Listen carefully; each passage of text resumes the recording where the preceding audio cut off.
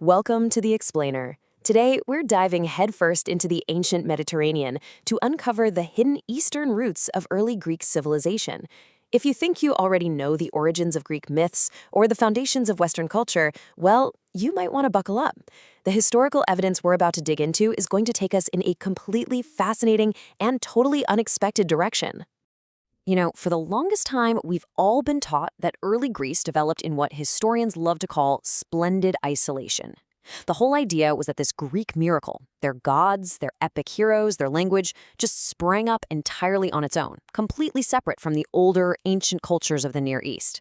But today, we're going to put on our historical detective hats. We're going to look at some striking, frankly undeniable coincidences that force us to rewrite that history entirely. So the big question is, did they invent their mythology, or did they actually inherit it?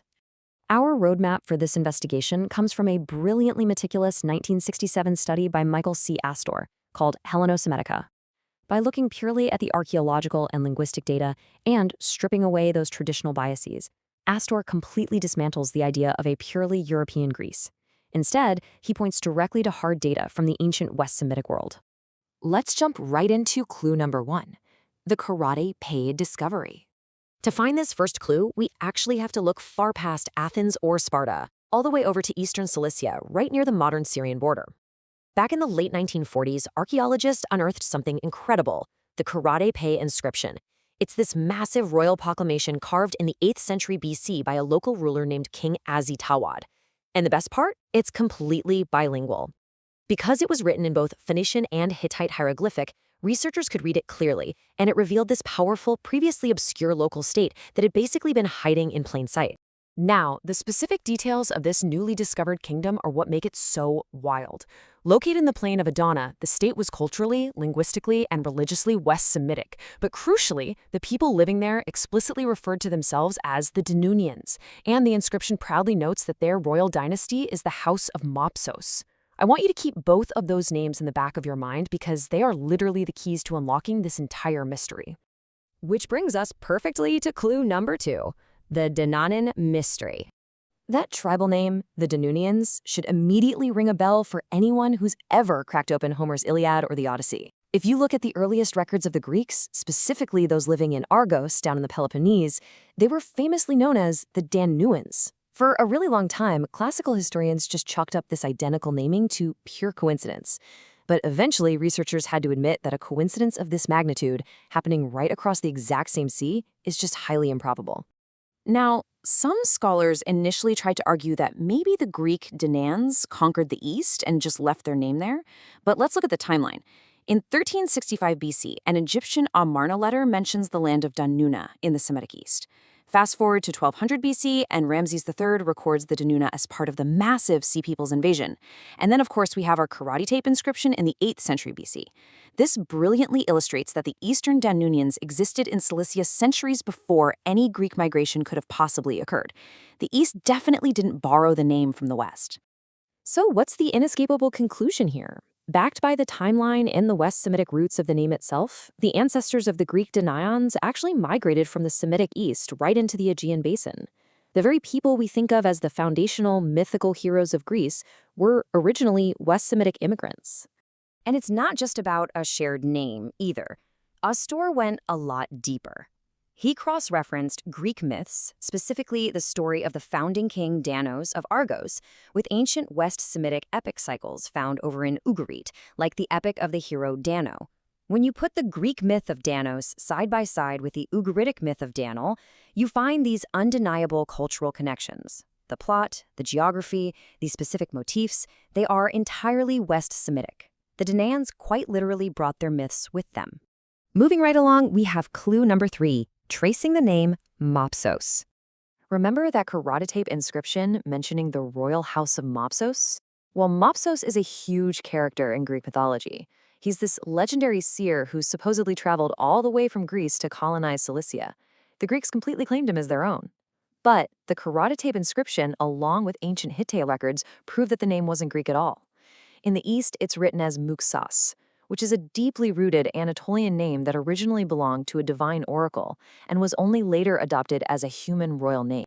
The crucial takeaway here is that the name Mopsos, along with the oracular cults associated with it, actually migrated from Cilicia into Mycenaean Greece.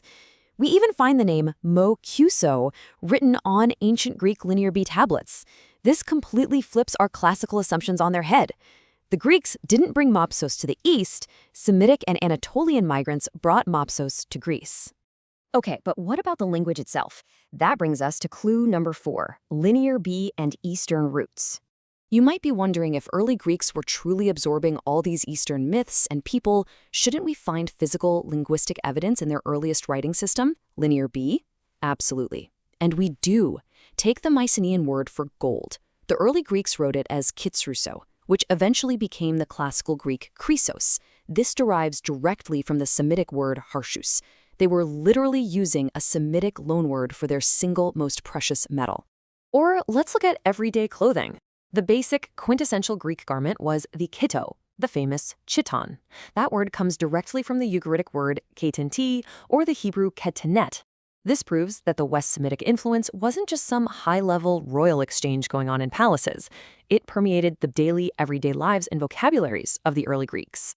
Honestly, this influence is everywhere, from spices like cumin, which was kumino in Mycenaean and kamon in Semitic, to sasama for sesame. The early Mycenaean vocabulary inscribed on these clay tablets is absolutely flooded with Semitic roots, which strongly suggests permanent settlers were bringing their food, their clothes, and their language right into the Aegean. But hold on, because it gets even deeper than just loanwords. The brilliant scholar Cyrus H. Gordon famously deciphered the even earlier Minoan script known as Linear A from the island of Crete.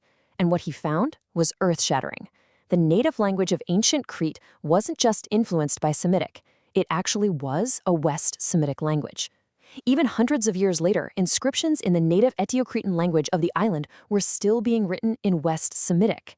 This points to a solid, compact Semitic population living right there in the heart of the ancient Aegean. Which brings us to our final major piece of the puzzle, clue number 5, the true Mycenaean origins. So what does all of this overwhelming linguistic, archaeological, and mythological evidence mean for our overall understanding of ancient history? Well, as prominent archaeologist Frank H. Stubbings points out, the legendary founders of Greek cities were indeed West Semitic immigrants. When the myths say Danaans came from Egypt or Catmus came from Syria, they weren't making it up. They were preserving historical reality. These massive migrations likely occurred during the Hyksos period, which was a time of major Levantine expansion and upheaval in the Near East. The myths were actually the cultural memory of real West Semitic founders. We even have visceral, undeniable proof of just how deep this cultural integration went. Egyptian records from the pharaoh Merneptah explicitly show that the early Greeks, the Achaeans, practiced circumcision. That is a distinctly West Semitic ritual. You don't just adopt a practice like that through casual trade, right? It cements the fact that the ruling tribes of early Greece had deep, fundamental Eastern ties and traditions. Michael C. Astor concludes his incredible work with this really powerful realization. Early Greece was not some separate, isolated European miracle. It was, in reality, a direct, dynamic extension of the thriving cultures of the ancient Near East. The West Semitic world provided the very foundation upon which the Greek civilization was ultimately built. We're going to leave you with this final, profound thought to ponder. If the roots of our language, our deepest myths, and our earliest European civilizations are undeniably Eastern, what does the divide between East and West really even mean today? Thank you so much for joining us for this explainer, and we hope this completely changes how you look at the ancient world.